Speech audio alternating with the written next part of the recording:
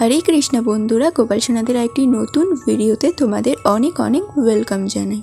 আজকে তোমাদের সাথে আমি গণেশ চতুর্থী ভিডিও শেয়ার করছি। মানে গণেশ চতুর্থীতে আমি যেভাবে গোপাল সেবা দিয়েছিলাম সেই নিয়ে ভিডিওটা। গোপাল সোনাদের বাসি জামাটা ছাড়িয়ে এখন ওদের স্নান করার জন্য পাত্রে বসিয়ে দিলাম।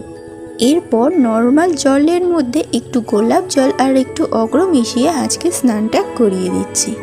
স্নান করানোর পর ওদের গাটা ভালো করে মুছিয়ে শুকনো করিয়ে দিলাম।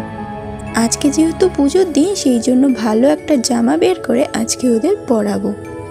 আর হলুদ রং তো গোপাল সোনাদের অত্যন্ত প্রিয় রং, তাই আজকে এই হলুদ রঙের জামাটা পরাচ্ছি। জামাটা পরানোর পর জামাটা যাতে এক জায়গাতে থাকে তার জন্য আমি এরকম একটা দড়ির সাহায্যে বেঁধে দিই। এর ফলে আলাদা কোনো সেফটি পিন ব্যবহার করতে হয় না। এরপর সাজুগুজু